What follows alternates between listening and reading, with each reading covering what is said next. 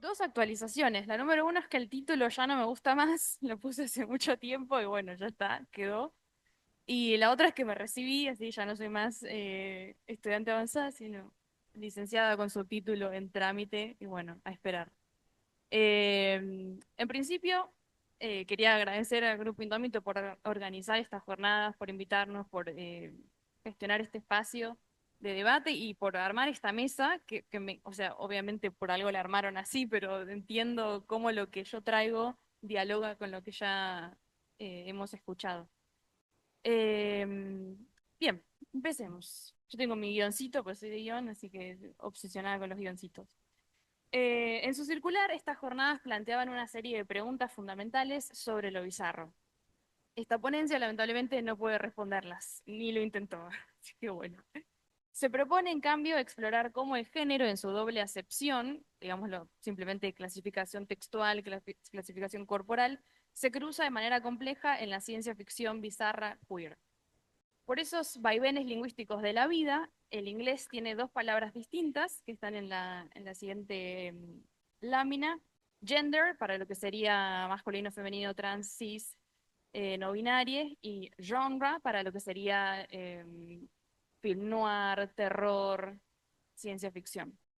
Cuando el español tiene solo una palabra, género, para ambas cosas.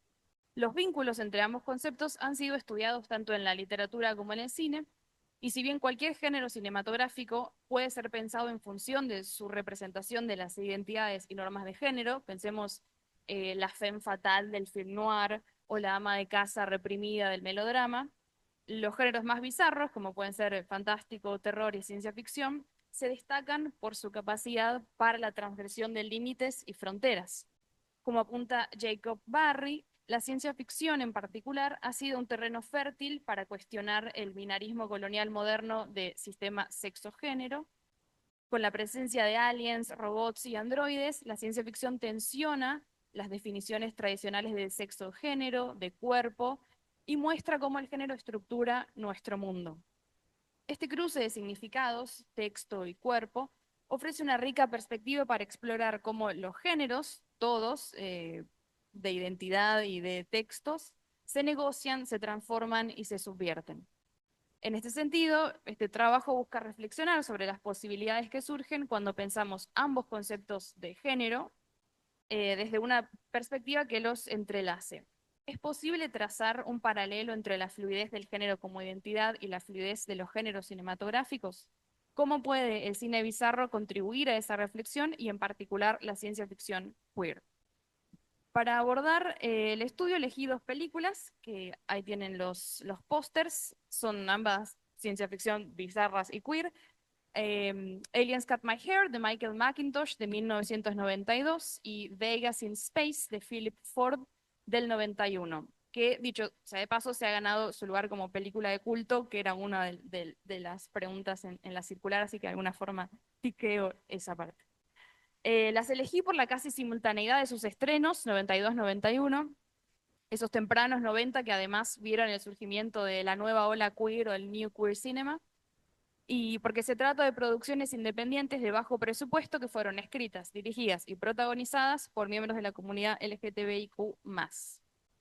A su vez, me nutro de dos textos fundamentales en la teoría de los géneros, tanto identitarios como fílmicos. El género en disputa de Judith Butler del 90 y los géneros cinematográficos de Rick Altman del 99. Butler subraya el carácter performativo del género, entendiendo que las identidades de género son el resultado de construcciones sociales y culturales reiteradas. Y es un texto que ha sido reeditado, discutido, incluso trascendido por la misma Butler, pero como es de los 90, tan cercana a las pelis, no puedo ignorarlo.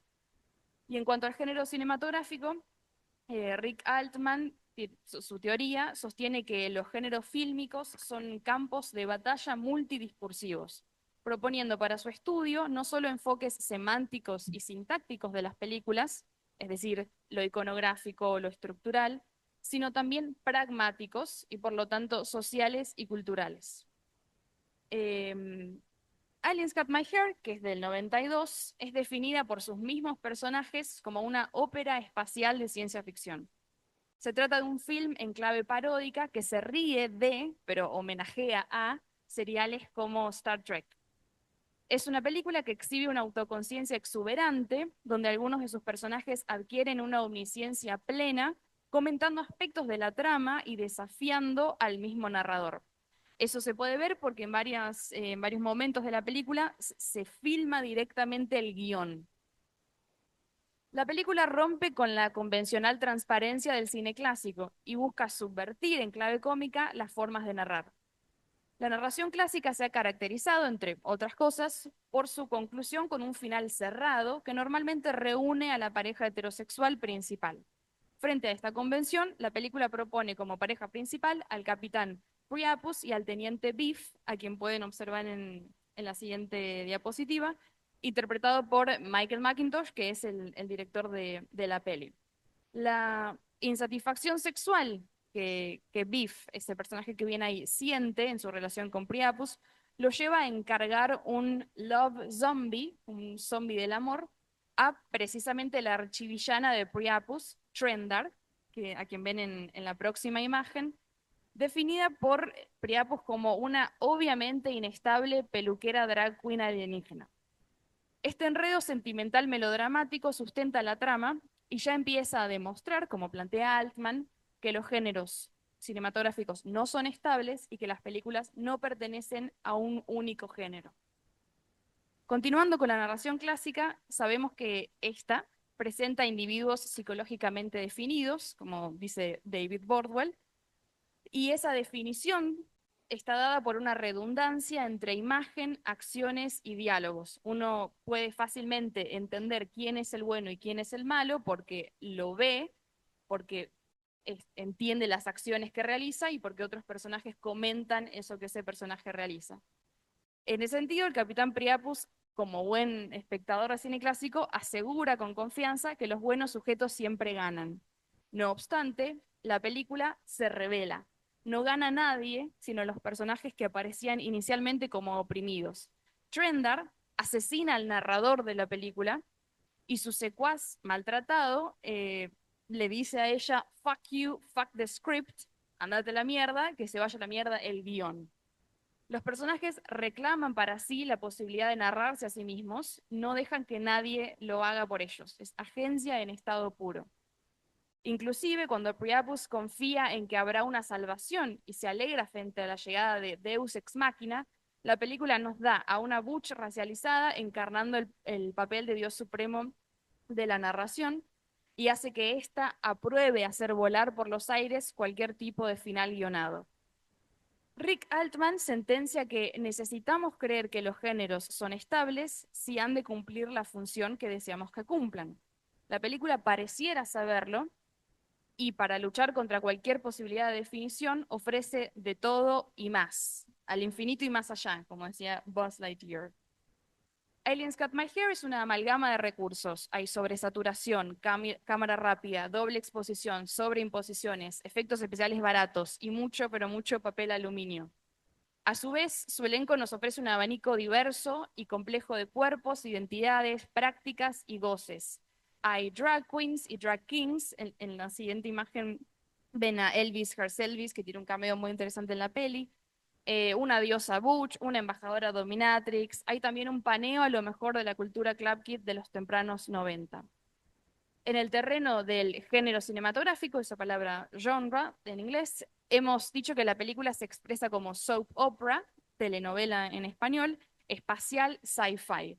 Reconocemos en sus tramas aspectos asociables al melodrama y también hay mucha parodia, porque como dijimos anteriormente, los géneros no son estables y los textos pueden pertenecer a más de un género, idea que podríamos y deberíamos llevar de los géneros cinematográficos a las personas, quizás. Y la última imagen que les traje de la peli es un momento en que la pantalla se divide en cuatro para que vean la variedad de recursos audiovisuales que tiene. La siguiente peli, Vegas in Space, es difícil de empezar a explicar. Como indican sus créditos iniciales, la película está basada en una fiesta del artista drag Ginger Quest. está por un lado los créditos iniciales y al ladito el flyer de lo que fue esa mítica fiesta eh, allá por los ochentas. Se concibió como una película, como una comedia espacial al estilo Barbarella, que ya se puede ver en el flyer de la fiesta esa imagen, y se financió con el sueldo que su estrella principal ganaba como trabajador sexual. Él, fuera de drag, usaba pronombres masculinos como personaje de drag Doris Fish femeninos, por eso el masculino. Llevó 8 años poder completarla y cuando finalmente se estrenó en 1991, dos de sus actrices principales habían fallecido por complicaciones con el SIDA. Su elenco está enteramente compuesto por gente haciendo drag, igual hasta qué punto no es así en todas las películas, la actriz argentina Libertad Leblanc bien lo supo. Cuando el planeta Clítoris en el sistema Beaver, que no supe cómo traducirlo porque Beaver es una palabra en inglés que se usa para... Sí, se dice acá que comadreja. Mira, no sabía eso, gracias. Entonces sería cuando el planeta Clítoris en el sistema comadreja corre riesgo, la emperatriz de la Tierra, Belle Crawford, le encarga a la tripulación, que pueden ver ahí, del USS Intercourse, que sería como coito, que viajen a investigar y a ayudar. Pero como en Clítoris solo pueden habitar mujeres, la tripulación debe tomar unas píldoras rosas para cambiar de sexo. La película puntúa de forma exagerada esta premisa mediante un zoom in que se cierra sobre el rostro de Belle Crawford. Aclaración, Belle Crawford, Velcro, Sean Crawford de Mildred Pierce. Estoy convencida que el drag es el arte que construye las redes semióticas más complejas del mundo. Crawford anuncia que, que al regreso de la misión tendrán disponibles otras píldoras celestes para regresar a sus formas masculinas, pero, spoiler, al final del relato nuestros personajes eligen continuar siendo mujeres. En la siguiente imagen pueden ver esa foto promocional al estilo Star Trek. La tripulación obedece y todos toman las píldoras rosas. Mediante fundidos encadenados y efectos sonoros de gemidos, vemos la transformación.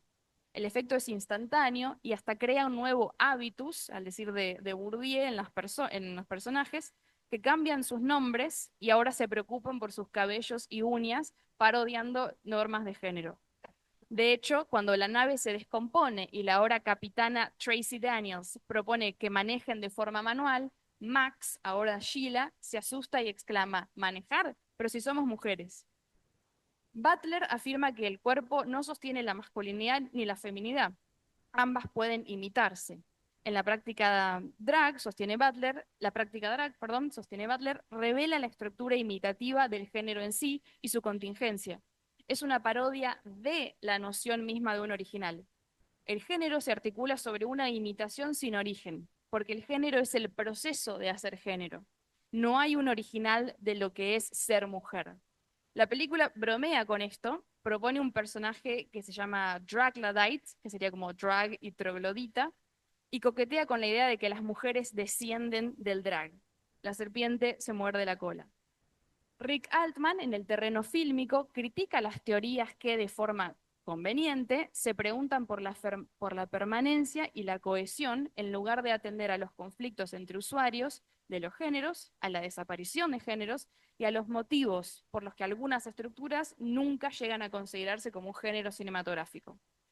Y si el género no fuese el producto permanente de un origen singular, sino el producto derivado y transitorio de un proceso continuo, se pregunta Altman.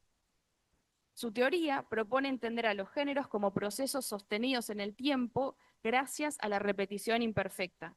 Si bien explica que este proceso responde a la necesidad capitalista de los estudios de Hollywood para diferenciar sus productos, propongo apropiarnos de esta idea y enchastrarla con la teoría de Butler. El género se incorpora mediante imitaciones repetidas en un proceso infinito abierto al error. Butler y Altman observan, cada uno en su campo, que existen mandatos de estabilidad y coherencia, pero al ser construidos performativamente, los géneros son inestables e incoherentes. Vemos entonces que la idea de proceso está presente tanto en Butler como en Altman. Ambos coinciden en que el género, en ambas concepciones, no es un acto único, sino una serie de actos reiterados. Esta reiteración estilizada de actos se trabaja de forma astuta en Vegas in Space. El mecanismo de la píldora no solo convierte a la tripulación en mujeres, también les asegura que ese proceso no acabe nunca. En distintos momentos, hay, por ejemplo, Tracy está recibiendo una píldora y en la siguiente imagen vemos su transformación y la de las otras tripulantes, Debbie y Sheila, toman píldoras que son potenciadores de belleza, como si supieran que no solo no se nace mujer, sino que nunca se llega realmente a hacerlo. Antes de terminar, si Aliens Cut My Hair se cargaba al relato clásico, Vegas in Space ofrece una ventana a otras formas de producción, formas comunitarias y afectivas, que trascienden el binarismo cine de industria, cine de autor o cine de género, cine de autor. Los roles son compartidos. En la siguiente imagen que vemos a Miss X hace dos papeles, también participó en el guión. Hay gente que actúa y compuso la música, gente que actúa y dirigió, gente... Doris Fish, que es la personaje principal, armó todos los sets, se encargó del maquillaje, las pelucas de todas. Eh, este compartir de roles quiebra el Fordismo del cine clásico, donde cada persona hacía su rol, si sos de fotografía, sos de fotografía, si sos de edición, sos de edición, pero desafía también la idea del director-autor como esa persona única, genia, que sabe y hace todo. Basándose en una fiesta, además, es imposible atribuir el concepto a una sola persona, a la Suar, idea original. Adrián Suar, acá eso es imposible. La película de culto tiene además un sitio web dedicado a preservar su memoria, un archivo propio de la compañía Drag que la realizó y de Doris Fish, su figura central. En la siguiente imagen hay una linda foto del detrás de escena del rodaje y en la próxima, la placa final de la película, que a quien se la dedicaron a Doris Fish porque falleció antes de que se estrenara la peli y meses después fallecería Tippi, otra actriz. Sin saberlo, esos 8 años que costó hacer la película fueron 8 años de construir un archivo afectivo de estas artistas. Este trabajo entonces no respondió a las preguntas de la convocatoria, pero idealmente pudo proponer formas de pensar al género en ambos conceptos como procesos vinculados, maleables y de constante reiteración y por lo tanto subversión. A través de películas como Aliens Cut My Hair y Vegas in Space, vimos cómo el cine sci-fi bizarro queer no solo desafía convenciones narrativas clásicas, sino que también nos habilita a reflexionar sobre identidades, sexo, género, cuerpos. La ciencia ficción bizarra, frecuentemente marginada por la crítica académica, emerge como un campo fértil para comentar y o idealmente transformar las estructuras de género. Muchas gracias.